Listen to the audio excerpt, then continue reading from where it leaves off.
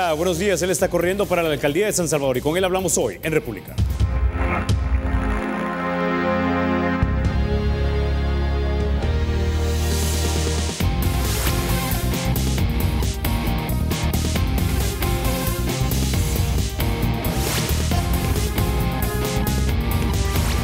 Toma el esférico y llega la magia de González.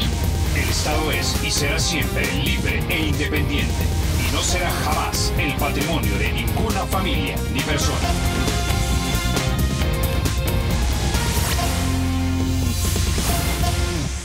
Bueno, sin mayor preámbulo, vamos a introducir a nuestro invitado. Esta mañana nos acompaña Ernesto Mason, actual diputado por el Partido Arena y también candidato a alcalde para San Salvador. Bienvenido, Ernesto, como siempre, a República. Buenos días, Carlos. Un gusto estar acá en República. Un saludo a todos los televidentes de Canal 33.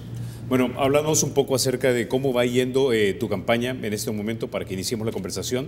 Hemos visto muchísimas fotografías, digamos, en redes sociales donde se te ve muy activo en todo San Salvador.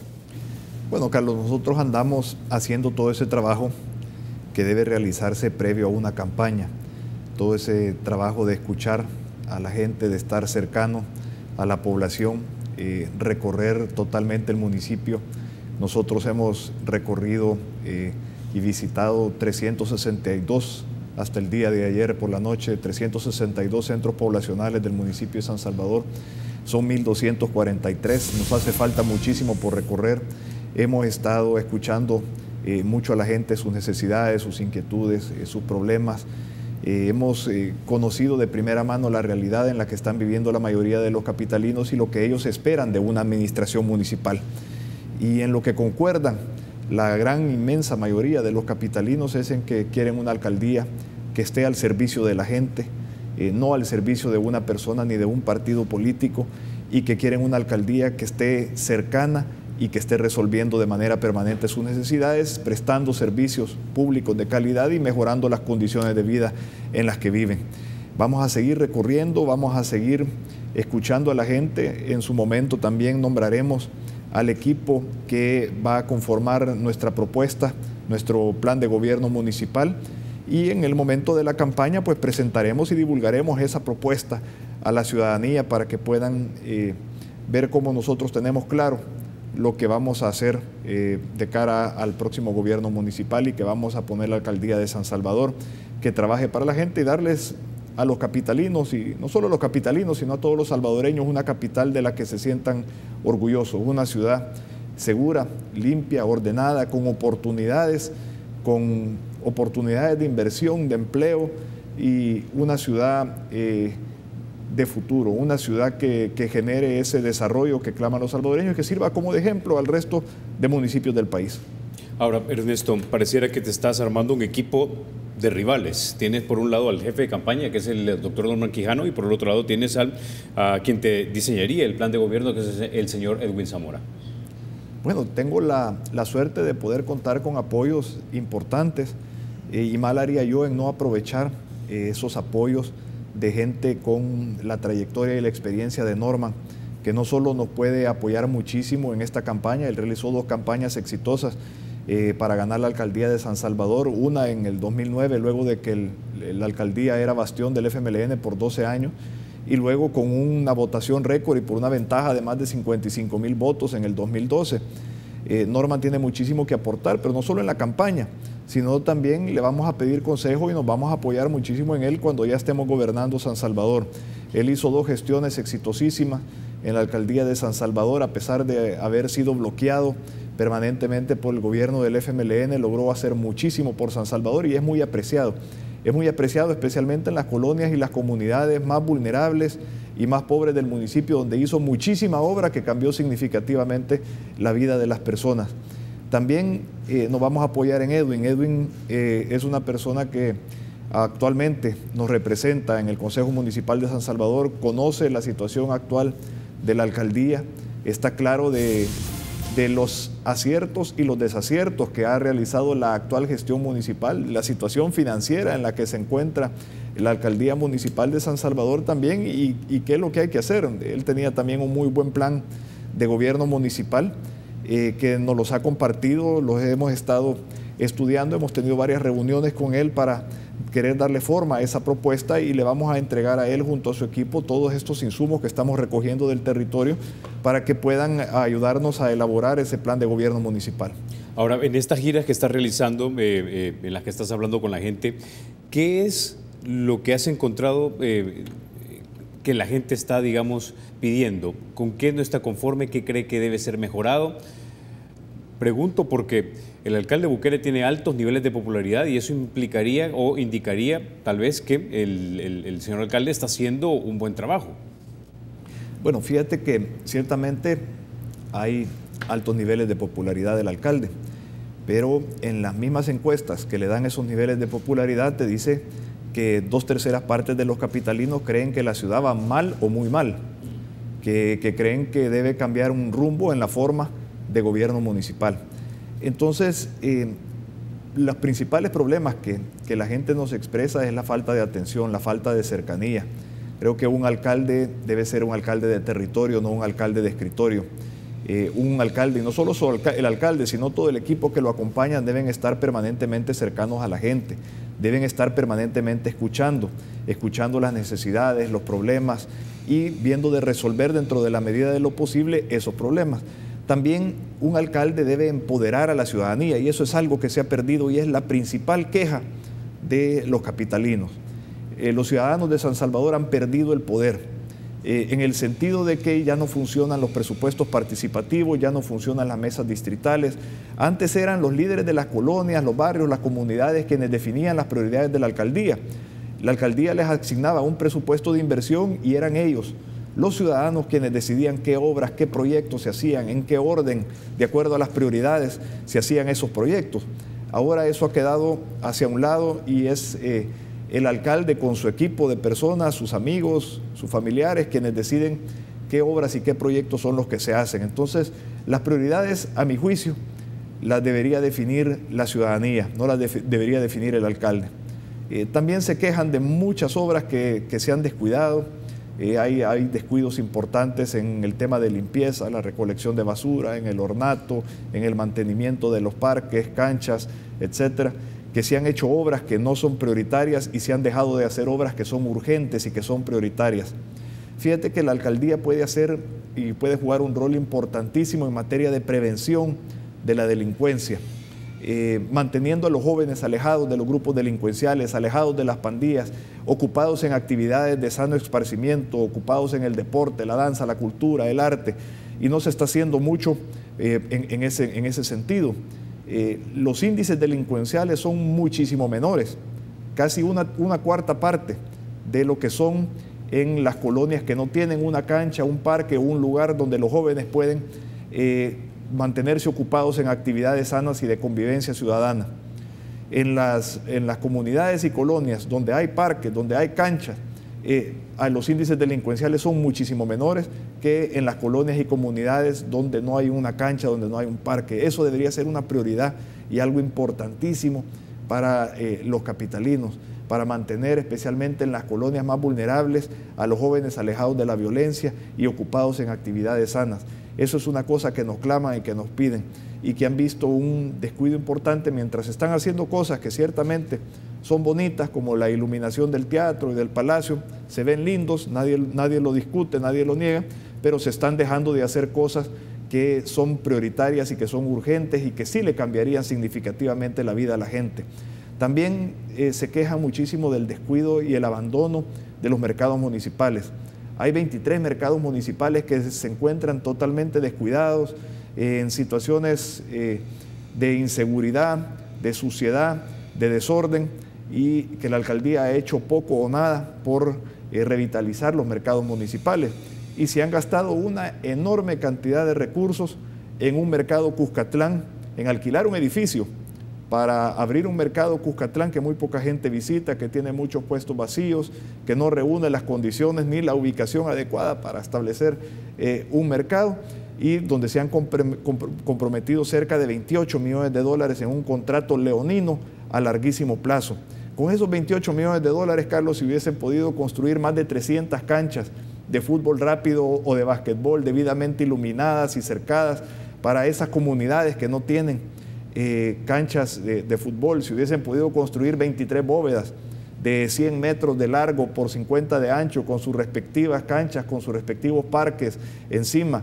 Si hubiesen podido construir cientos de metros cuadrados de muros de protección para aquella gente que está en situaciones vulnerables a la orilla de quebradas y ríos, y que cada vez que llueve y se vienen las correntadas se ponen en riesgo sus viviendas y sus vidas. En fin, hay prioridades que están siendo desatendidas totalmente por la actual administración, y se han privilegiado obras que se ven bonitas en la publicidad, pero que no le resuelven la vida a nadie. Ahora, el alcalde Bukele en este caso específicamente ha dicho que este mercado es un mercado visitado, era un mercado necesario y aparte un mercado de primer nivel, incluso hasta, si mal no recuerdo, con un café de internet. Él ha dicho muchas cosas que no necesariamente son ciertas. Ciertamente no es muy bien visitado, probablemente si era necesario. Él dijo que ahí se iban a ubicar a 700 personas que eran vendedores informales en las calles, pero lo cierto es que no se reubicaron esas personas. Es más, hay más desorden en las calles, hay más vendedores en las calles que lo que había antes de que se abriera ese mercado Cuscatlán. En fin, hay otras cosas en cuanto a la legalidad del contrato y los precios de alquiler que se pagan por ese edificio, que habrá que revisar definitivamente. ¿A qué pertenece ese edificio, Ernesto? Pertenece a una empresa que dicen que pertenece a una persona. No quisiera entrar a mencionar el nombre, pero y no quisiera pensar que se trata no de una obra, sino de un negocio de alguien. Definitivamente alguien se está lucrando y no son los capitalinos de ese negocio que se hizo alrededor del mercado Cuscatlán. Yo esperaría que esas cosas no se den, y por eso, Carlos, una de las cosas que nosotros vamos a hacer es que las reuniones del Consejo Municipal de San Salvador van a estar abiertas a los medios de comunicación, para que la ciudadanía pueda estar totalmente enterada de lo que ahí se discute, de cómo se llega a las decisiones, de los contratos que se otorgan, en base a qué se discute esa aprobación de los diferentes contratos, y que se sustenten esas discusiones, porque la auditoría ciudadana es algo importantísimo. Una gestión municipal en estos tiempos es imprescindible que se ejecute con total transparencia y abierto a la auditoría ciudadana y de los medios de comunicación. Bueno, y hay medios para hacer esto. Hay radios hoy día que transmiten en vivo básicamente su programación, y tú puedes ver al disc jockey cuando está programando o a la gente cuando está entrevistando. ¿Estás hablando de esto? ¿Vamos a poder verlo por internet? ¿No solamente acceso a las cámaras de televisión? Por supuesto, y también que todos los medios de comunicación tengan un acceso para poder participar, escuchar las reuniones que se den del Consejo y poder entrevistar a los diferentes concejales y al alcalde después de las reuniones, para que le puedan expresar sus opiniones sobre lo que ahí se discutió. También habrán rendiciones de cuentas.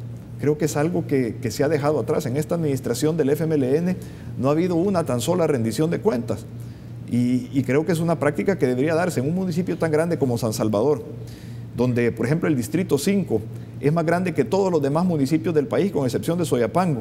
Se deberían hacer rendiciones de cuentas no solo a nivel municipal, sino a nivel distrital, donde se le diga a la ciudadanía en un cabildo abierto y se le diga: mire, esto es lo que se invirtió, estas son las obras que se hicieron, esto es lo que costaron estas obras. Porque ahora nos encontramos con cosas que verdaderamente son absurdas, con parquecitos que han medio arreglado y que no hubieran podido gastar más de $2,000, donde dicen que esa obra, que son de las obras por día que se destacan ahí, costó más de $30,000. Entonces, ¿a dónde se está yendo todo ese dinero? ¿Verdad? Definitivamente debe haber una administración más transparente, más eficiente, y deben priorizarse los recursos de la alcaldía tomando en cuenta a la ciudadanía. Que sean los ciudadanos los que decidan cómo deben invertirse sus recursos, qué obras y qué proyectos son los más urgentes y los más necesarios que hacerse, y que no quede a criterio de un alcalde, y mucho menos de un alcalde que no conoce el territorio, de un alcalde que no visita las comunidades. Tengo que detenerte. Cuando regresemos después de la pausa, profundizamos acerca de la situación financiera y cómo se está utilizando el dinero dentro de la actual administración, a tu juicio. De eso hablamos. Ahora, antes de irnos a la pausa, déjeme contarle que para facilitar sus transacciones, el Banco Promérica ahora cuenta con una banca móvil, en la que además de ahorrarle tiempo, usted va a poder hacer pagos de préstamos, tarjetas, servicios y transferencias entre cuentas. La aplicación de la banca móvil es gratis y está disponible desde las tiendas de Google Play y también del App Store. Ya volvemos.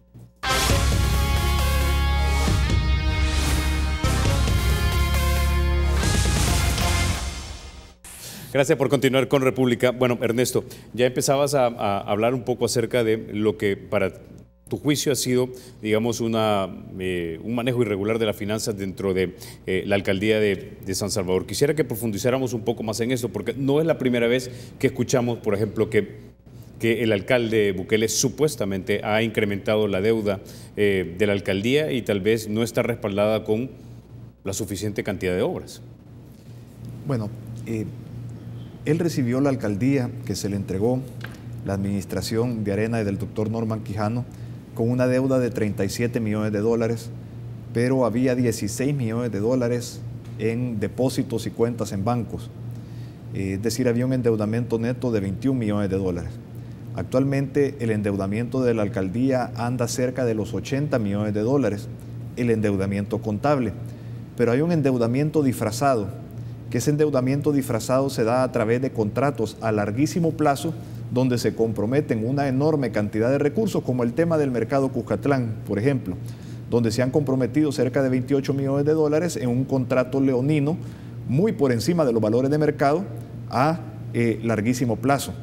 Entonces, con el endeudamiento disfrazado a través de contratos, hay otra deuda adicional de cerca de 200 millones de dólares. Entonces, es decir, la alcaldía de San Salvador anda por un endeudamiento contable y disfrazado de alrededor de 280 millones de dólares. Es verdaderamente preocupante que es casi 14 veces el endeudamiento que heredó en solo 2 años y medio de gestión. Si mucha gente considera desastrosa la gestión en Nuevo Cuscatlán, donde se recibió una alcaldía con $1 millón en deuda y se entregó con una deuda de más de 4 millones de dólares, que cuadruplicó la deuda en 3 años de gestión, bueno, esto es muchísimo más preocupante, que hayan endeudado la alcaldía 14 veces más de como la recibió.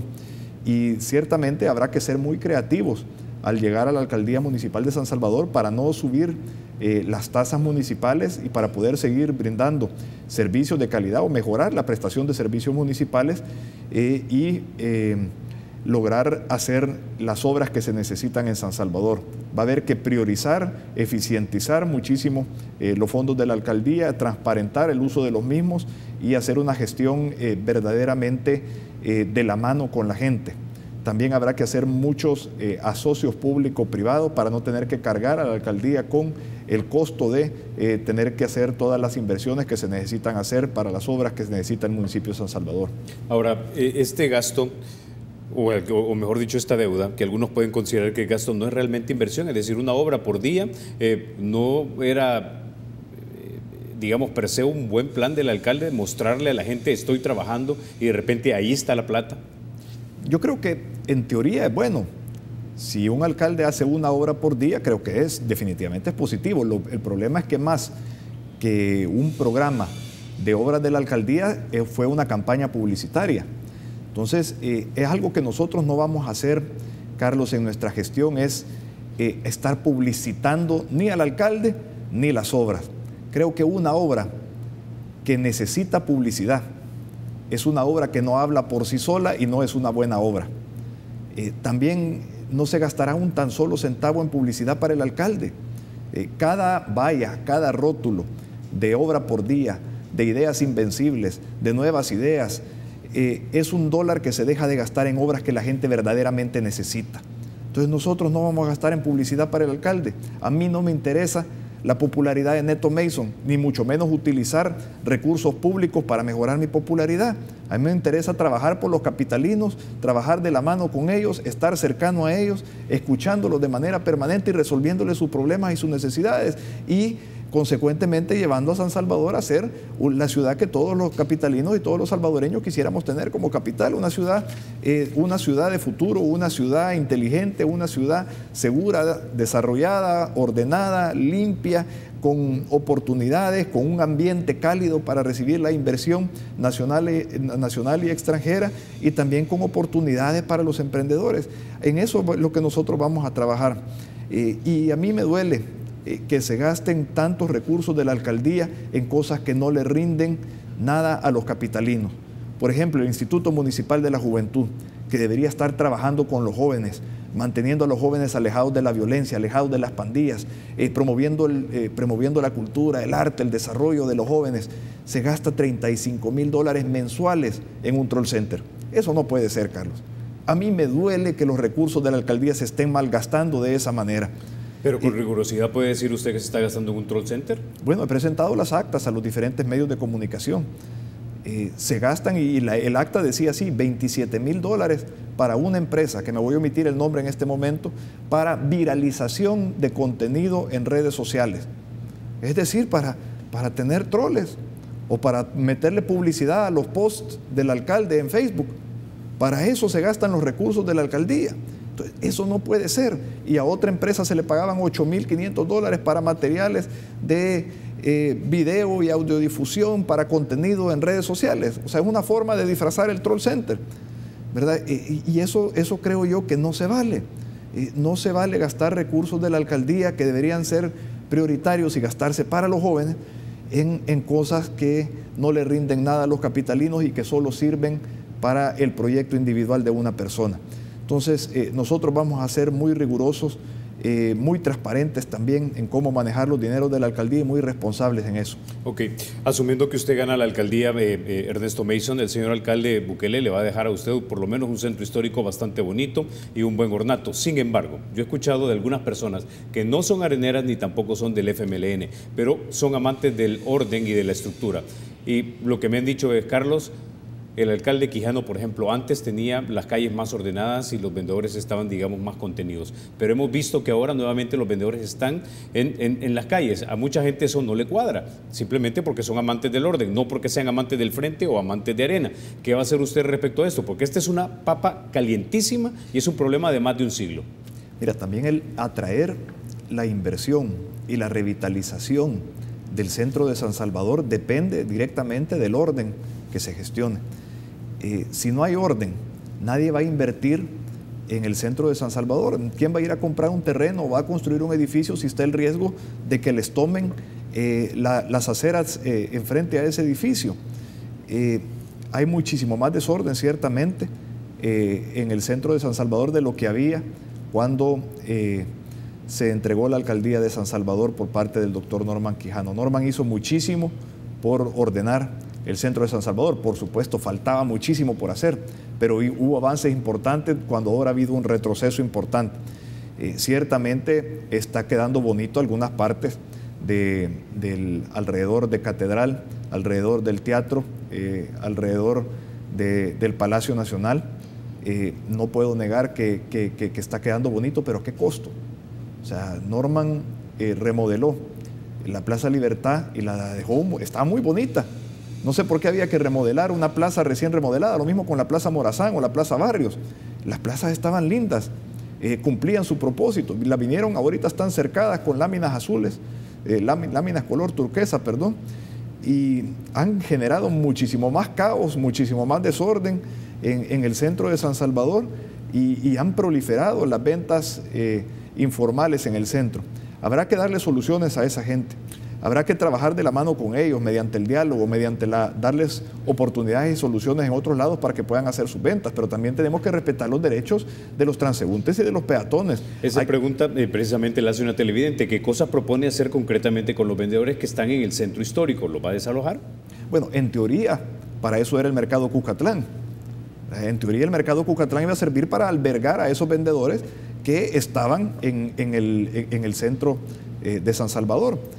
Para eso era el mercado Ula Ula, que estaba por construir Norman y que no le dieron los permisos, y otros dos mercados adicionales que por temas de concultura o por temas de las diferentes entidades del gobierno no le daban los permisos para poder hacer los mercados que necesitaban hacerse en las zonas donde necesitaban hacerse para albergar a todos esos vendedores informales que pudieran tener un puesto digno para vender y se pudieran respetar los derechos de los transeúntes y de los peatones. Si hay calles de San Salvador donde están tomadas con 2 filas de vendedores de un lado, 2 filas del otro lado y solo queda un carril que lo tienen que compartir los carros y los peatones, eso no puede ser. También, si bien hay que darle alternativa a los vendedores, hay que respetar los derechos de los peatones y de los ciudadanos que transitan por San Salvador a diario y que deberían tener un ambiente ordenado. Aparte de eso, todo ese desorden prolifera la delincuencia y la inseguridad.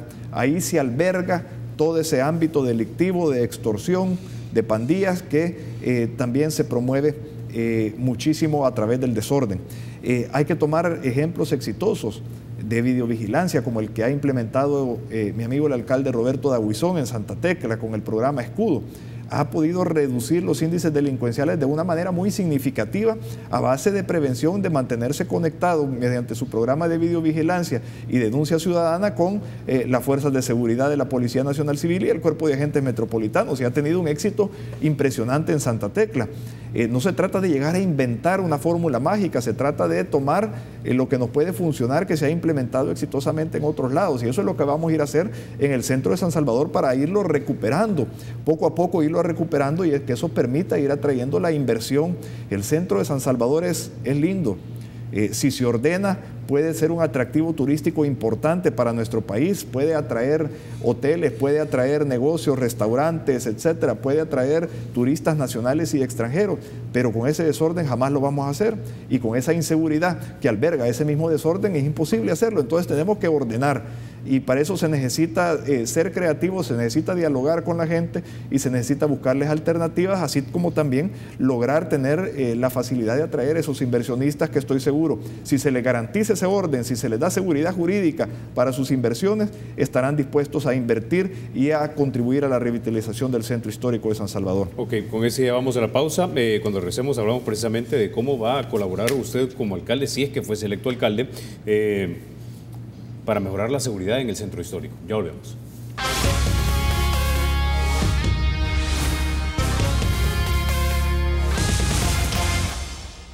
Gracias por continuar con República.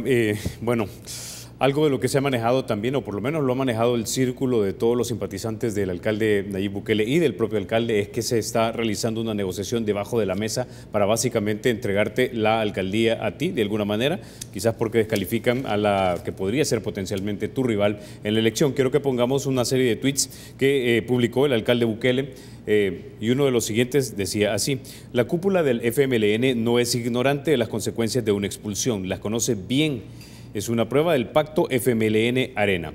También el alcalde Bukele tuiteó lo siguiente: parece que al grupito poderoso de la cúpula, que me está canjeando con Arena, no le están saliendo las cuentas con la militancia. Básicamente lo que están diciendo es, están canjeando de alguna manera a la alcaldía por algunos favores políticos que también el día de ayer el señor Paul Steiner dijo que, o por lo menos él especuló el día de ayer, que podría ser lo que se estaría negociando en la Asamblea. Quiero que escuchamos lo que dijo el señor Paul Steiner, fundador del Movimiento Democracia Limpia. Escuchamos. Esa persona se llama Ernesto Mason. ¿Qué logró con eso? Logró romper la unidad de la fracción de Arena. ¿Qué sucedió con la elección de la Corte de Cuentas? Fue la primera libra de carne de la negociación Ernesto Mason FMLN. ¿Por qué? Porque él sabe que si va contra Nayib Bukele, lo más probable es que va a terminar perdiendo su carrera política. No solo la alcaldía, sino que su carrera política. Pero entregándole la Corte de Cuentas al FMLN, de repente tiene la habilidad el FMLN de protegerse a largo plazo sobre lo que ha hecho en este quinquenio y el quinquenio previo. Bueno, Ernesto, dos negociaciones tuyas, aparentemente eras el as bajo la manga, Corte de Cuentas, más la otra que no recuerdo bien qué fue lo que dijo don Paul, pero básicamente la Corte de Cuentas es una, y que a cambio de eso básicamente expulsan a Nayib para dejarte libre para la alcaldía.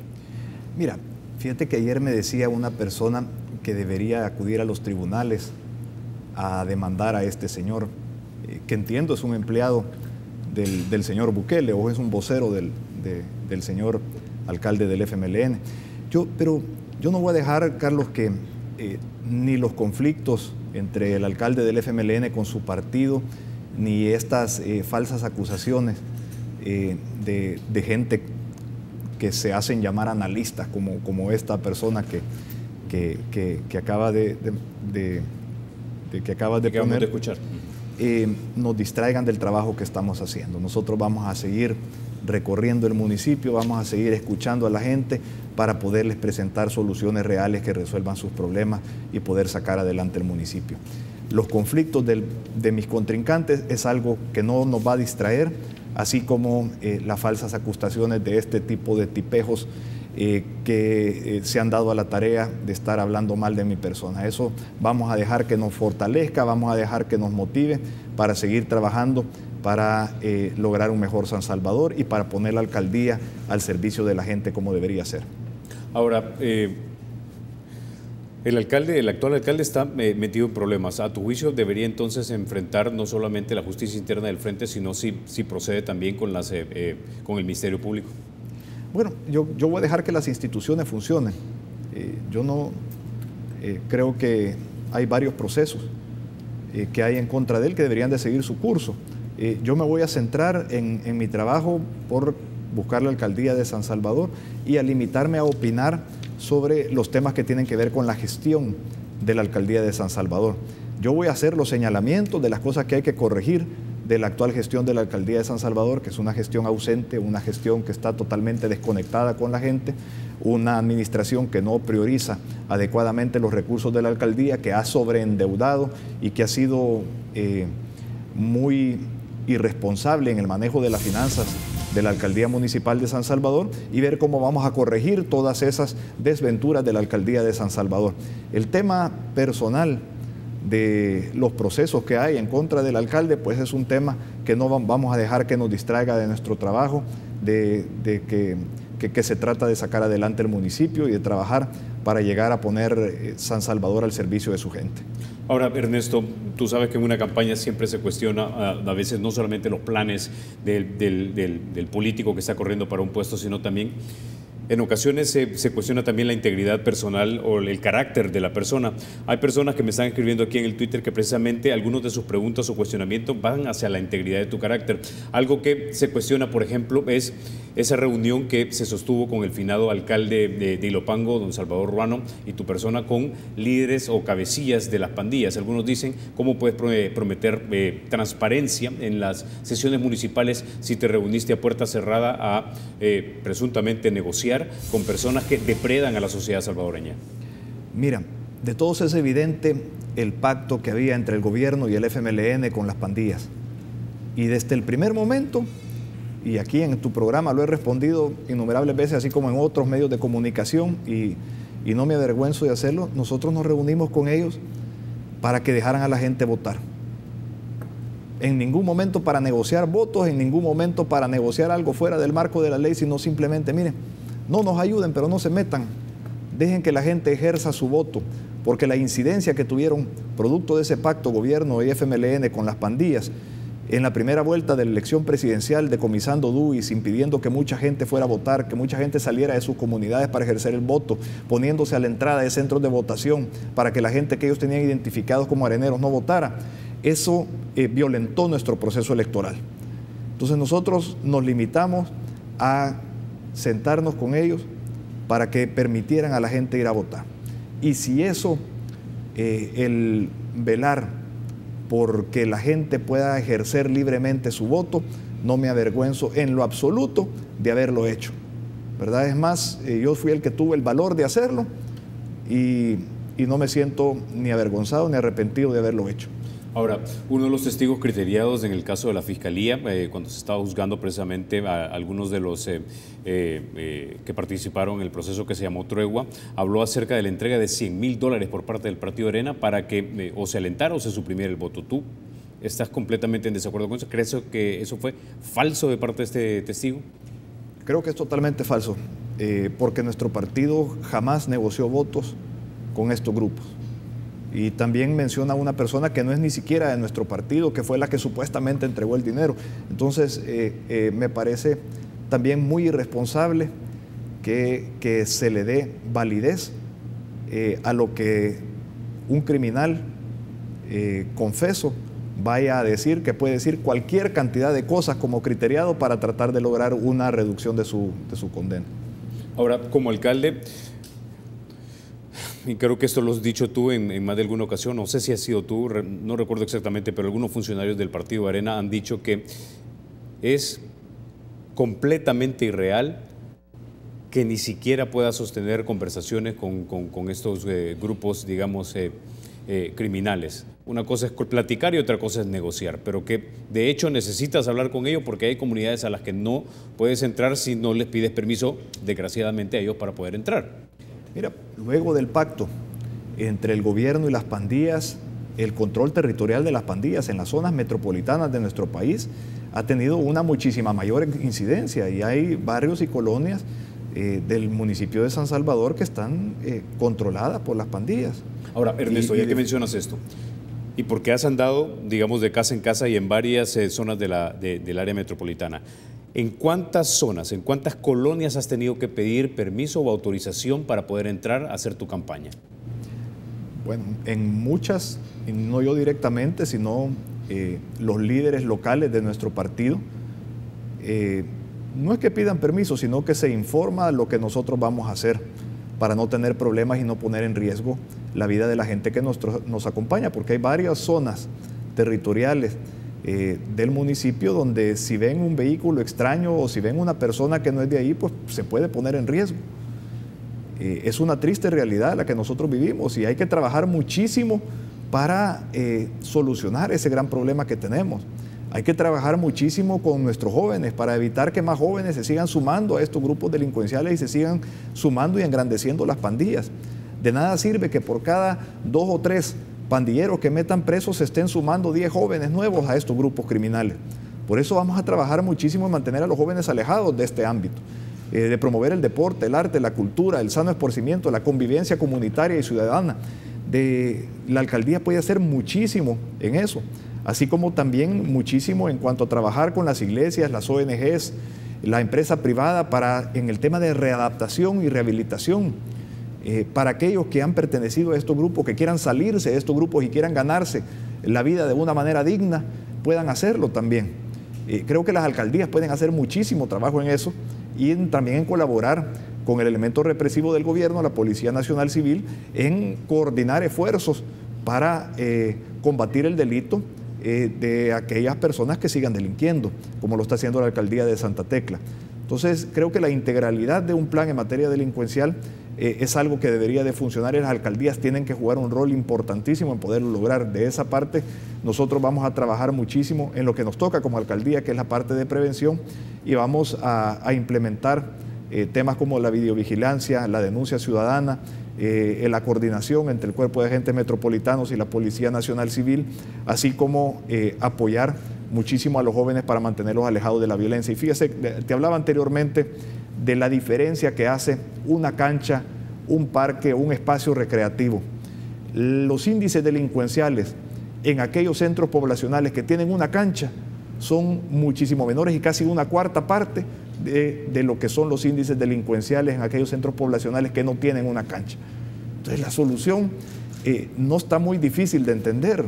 Hay que mantener a los jóvenes alejados de eso, hay que masificar el deporte, hay que promover el arte, la cultura, hay que mantener a los jóvenes alejados de la violencia para poder empezar a resolver ese problema y que más jóvenes se pasen a vivir la vida fuera y alejada de la violencia y de las pandillas. Ok, con eso ya vamos a la pausa y volvemos.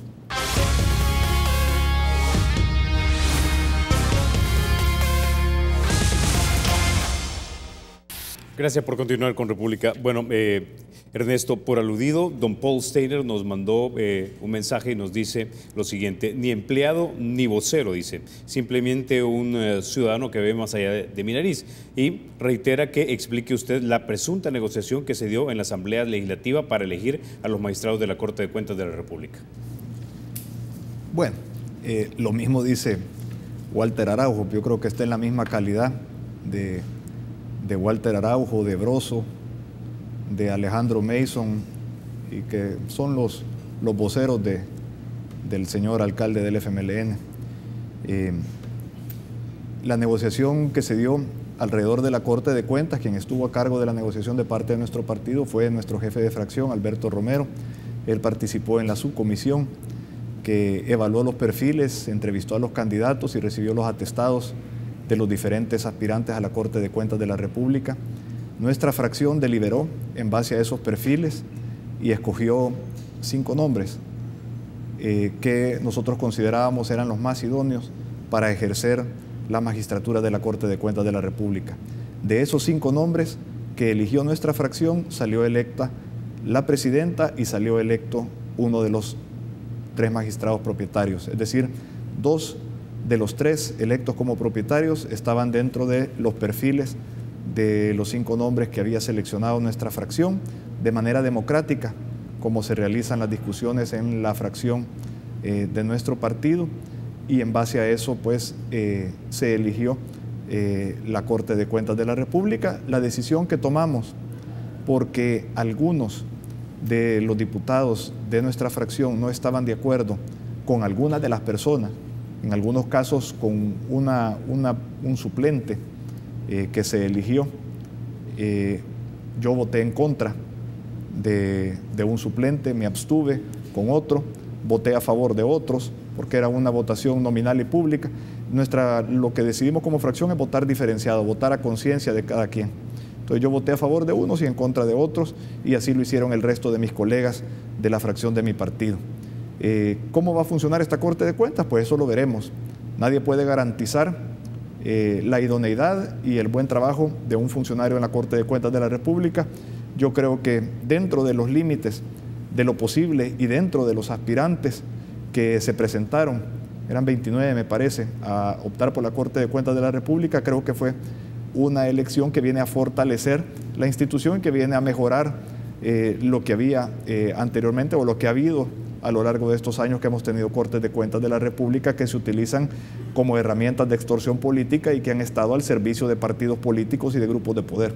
Yo sinceramente no veo que se le haya entregado la Corte de Cuentas al FMLN ni nada por cerca, y me parece sumamente irresponsable del señor vocero del alcalde del FMLN, Paul Steiner, estar hablando de este tipo de barrabasadas. Y como te dije anteriormente, no voy a ir a los tribunales porque no me voy a distraer en estas cosas del trabajo que tengo que hacer. Me imagino que eso es lo que busca ese señor, ¿verdad? Que me distraiga de mi trabajo, que es trabajar para llegar y poner la alcaldía de San Salvador al servicio de la gente y para sacar adelante nuestra ciudad capital. Una pregunta más, y quizá muy brevemente, pero igual, Ernesto, un tema de alta importancia y del momento es la reforma al sistema de pensiones.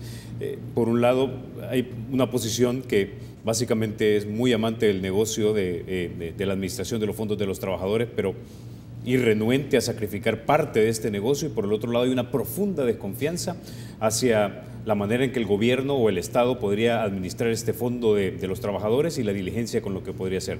De esto tenemos una síntesis que vendría siendo la propuesta que aparentemente tienen los partidos de oposición, excepto de Arena, de aprobar una reforma que seguiría siendo un parche, es decir, ni tendríamos más cobertura para los trabajadores, ni tampoco se le dice a la gente la verdad, es decir, tienes que cotizar más, trabajar más años y desafortunadamente, por cómo ha avanzado la medicina, jubilarte más viejo. Pero esto no se le dice, básicamente se está echando la pelota nuevamente hacia adelante.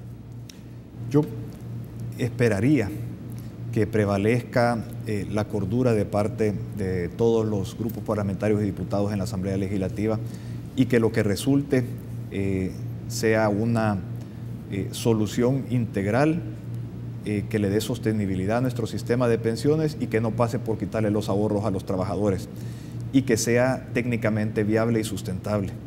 El problema con los parches es que simplemente se tira la pelota para más adelante y se deja el problema para un par de años más.